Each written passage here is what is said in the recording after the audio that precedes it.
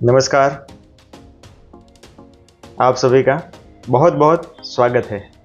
मैं doctor Hardik Mandaliya, classic health care, Bhavnagar, Gujarat से। आज हम बात करेंगे शुगर के ऊपर, डायबिटीज़, जिसे हम डायबिटीज़ के नाम से जानते हैं। अब ये डायबिटीज़ क्या है?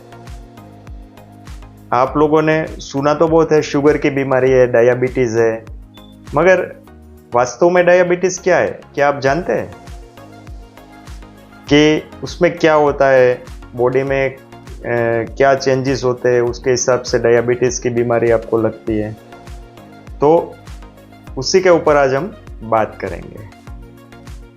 अगर आप मेरे चैनल पे नए हैं तो चैनल को सब्सक्राइब करें, वीडियो को लाइक करें, वीडियो को अपने दोस्तों के साथ शेयर करें और कमेंट करें। शुगर, डायबिटीज़ क्यों होती है? अब सबसे पहले हमें जानना ज़रूरी है कि हम जो कुछ भी काम करते हैं उनके लिए बॉडी में एनर्जी चाहिए, और एनर्जी ग्लूकोज के रूप में हमें मिलती है।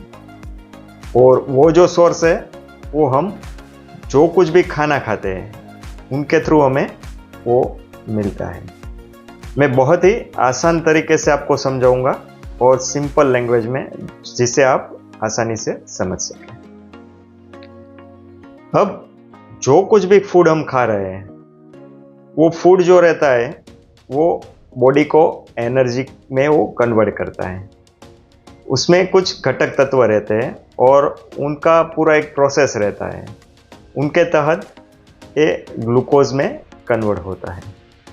अब ये जो ग्लूकोज है ये अपने पूरे बॉडी में, ब्लड में ऐसे घूमती रहती है, और जो सेल है उनको एनर्जी प्रोवाइड करने का वो काम करती है। अब क्या होता है कि वो ग्लूकोज की मात्रा जो रहती है ना, उनको एक नियंत्रित लेवल पे रखना जरूरी है, तो ही अपना बॉडी का जो सिस्टम है वो अच्छे से काम कर सकता है। अब ये नियंत्रण कौन करता है? जी हाँ, ये नियंत्रण करता है इंसुलिन। जी हाँ, इंसुलिन एक ऐसा हॉर्मोन्स है, जी हॉर्मोन्स है, यस, जो पेनक्रियाज में बनता है। और पेनक्रियाज में वो उस हिसाब से ही रिलीज होता है जितनी खून में ज़रूरत है। मतलब जितना ग्लूकोज को कंट्रोल करने की आवश्यकता है उस हिसाब से ही उसका सिक्रिएशन होता है पेनक्रियाज में से इंसुलिन का। अब बात आती है, ये जो इंसुलिन है वो कैसे बनता है? अब ये जो इंसुलिन है वो पेनक्रियाज में बनता है, और पेनक्रियाज में पर्टिकुलर एक बीटा सेल आते हैं। जी हाँ, जो बीटा सेल है वो इंसुलिन का निर्माण करते हैं। अब डायबिटीज में क्या होता है?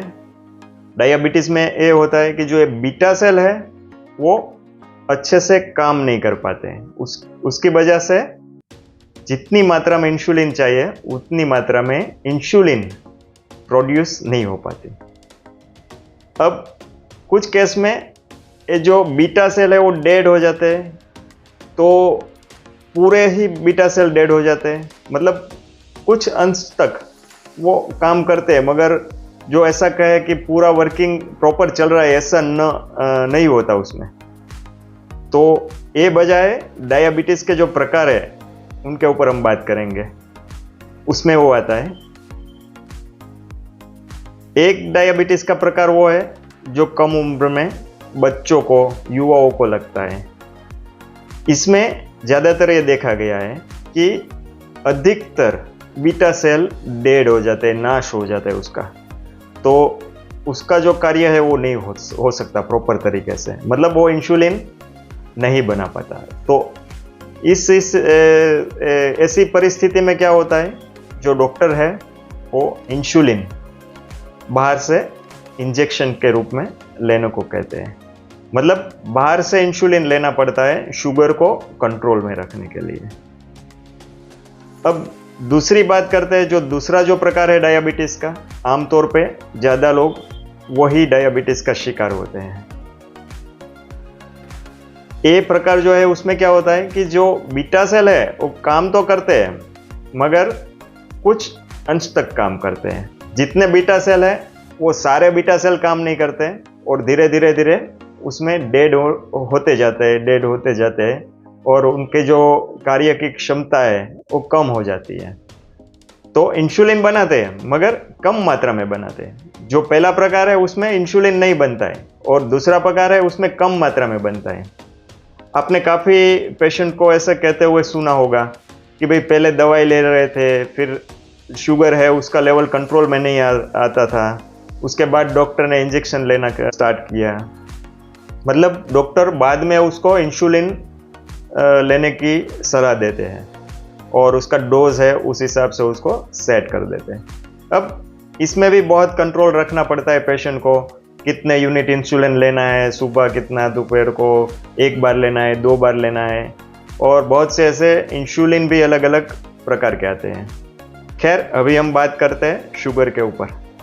तो ये जो दूसरा प्रकार है उसकी संख्या आज भारत में और पूरी दुनिया में सबसे ज़्यादा है, क्योंकि हमारा जो रहन सहन है, खाने पीने के तरीके हैं और बहुत सी ऐसी चीज़ें, कुछ ऐसी चीज़ है जो हेरिडिटी में आती है, जैसे पेरेंट्स को है, दादा को है, उसको पूरा डीएनए के रूप में आता है। तो शुगर एक आजकल बहुत ही आम दिखने वाली बीमारी हो गई है और आप देखेंगे कि दूसरे तीसरे आदमी को शुगर की परेशानी रहती है, शुगर की बीमारी रहती है। अब जो बीटा सेल है वो जो इंसुलिन बनाती है, वो इंसुलिन शुगर, बढ़ी हुई शुगर जो रहती है ब्लड में, उनको नियंत्रित करती है। अगर इंसुलिन की मात्रा कम है तो वो नियंत्रित नहीं हो पाएगी और ब्लड में जितनी मात्रा में शुगर चाहिए उतनी मात्रा में नहीं रह पाएगा। उसकी वजह से ही शुगर की बीमारी होती है, जिसे हम डायबिटीज कहते हैं। और कई केसों में ये और बढ़ जाती है। हम जानते हैं जो ब्लड है वो किडनी में फिल्टर होने के लिए जाता है और किडनी में भी जिसमें शुगर ज़्यादा है वो किडनी पे भी लोड करेगा, तो उसकी वजह से वो यूरिन में भी शुगर पास ऑन करेगा।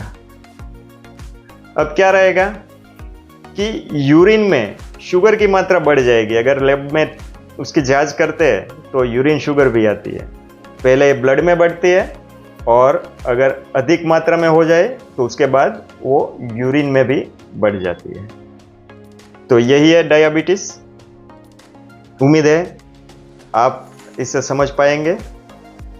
अब शुगर होने के कारण क्या है, इसमें क्या दवाई ले सकते हैं, क्या परहेज है, वो सब के ऊपर हम आगे के वीडियो में देखेंगे।